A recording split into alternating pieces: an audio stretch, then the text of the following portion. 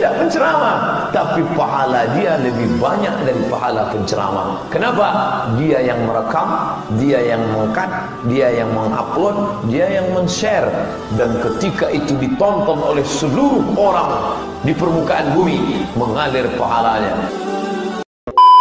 Bismillahirrahmanirrahim. Assalamualaikum warahmatullahi wabarakatuh.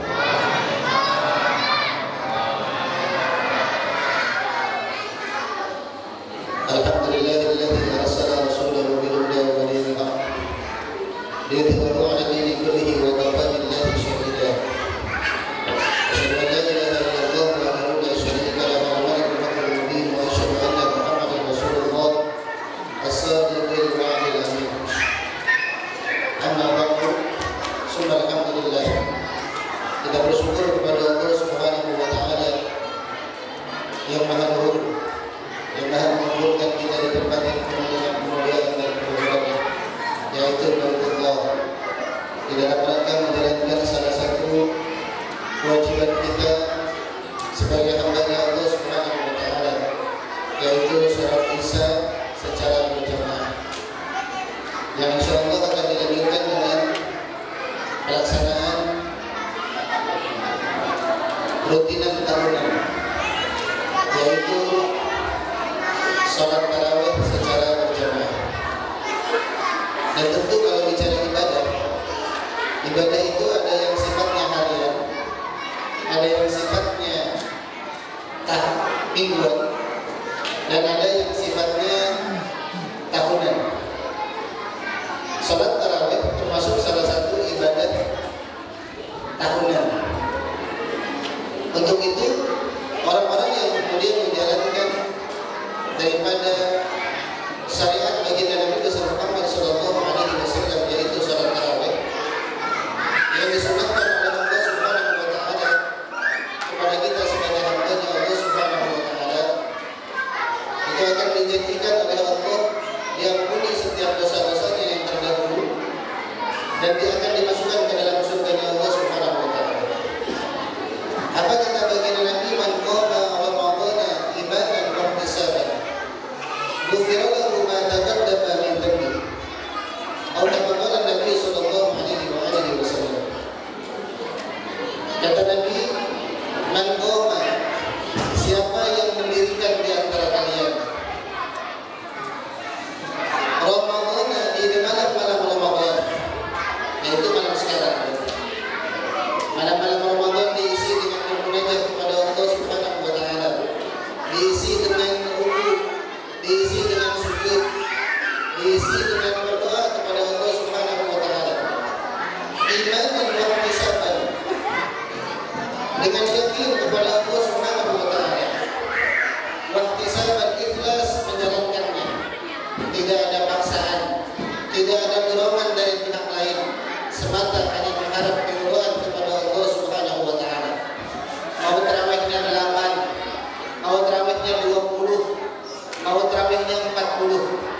Ada yang 40 ada. Kalau kita mau 40, ayo kita lakukan. Insyaallah di rakaat ke-8 kabur semua. Dan itu yang banyak terjadi di setiap masjid sekarang.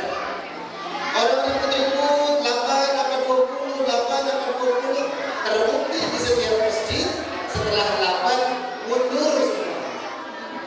Tersisa tinggal yang 20. Mudah-mudahan baik yang 8 ataupun yang 20 ataupun yang 40, bahkan itu semata mengharap keridhaan Allah Subhanahu wa taala. Sehingga apa kata baginda Nabi? Ghufira lahu ma taqaddama min dhanbi. Maka aku akan ampuni, kata Allah Subhanahu wa taala. Kata baginda Nabi, diampuni seluruh dosa-dosanya. Ma taqaddama min dhanbi, dosa-dosanya yang terdahulu yang dilakukan, dosa judi, dosa zina, dosa minum minuman khamr, minuman yang diharamkan oleh Allah Subhanahu wa taala. Mungkin makanan-makanan juga yang diharamkan oleh Allah Subhanahu wa taala. Ma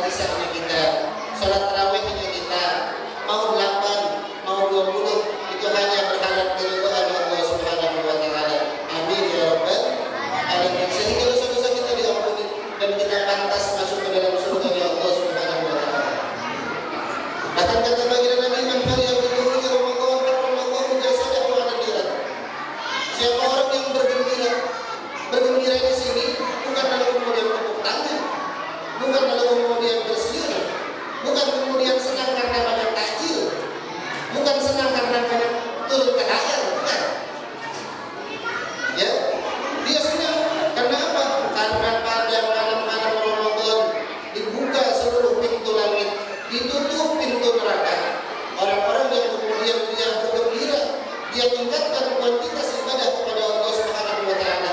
Di tahun kemarin kalau dia baca Al-Qur'an paling 1 hari 1 ayat, maka ketika bulan Ramadan dia baca Al-Qur'an 1 hari 1 juz. Sehingga ketika 30 hari dia berpuasa, 30 juz kalau kemudian dia baca khatam sudah, maka ketika dia khatam dia mendapati limpahan berkah rahmat dari Allah Subhanahu wa taala. 1 huruf yang dia baca 10 kebaikan Allah berikan, 10 kebaikan bahkan kata Rasul itu dilipat gandakan 10 kebaikan, maka 1 huruf bernilai 100 pahala di sisi Allah Subhanahu wa taala. Maka ketika bulan Ramadan dia jadikan sebagai amal yang ibadah yang dia tingkatkan, maka ketika itu terjadi haramallahu jasadahu 'ala niran, maka setiap tubuh kita ini yang penuh dengan dosa dan maksiat kepada Allah Subhanahu wa taala diharamkan oleh Allah Subhanahu wa taala tersentuh daripada api neraka. Kira-kira Pak mau masuk surga? Mau? Ada yang mau masuk neraka? Ada? Enggak ada. Semuanya pengen masuk ke dalam surga dan kemudian enggak mau masuk neraka. Tapi Pak syaratnya banyak.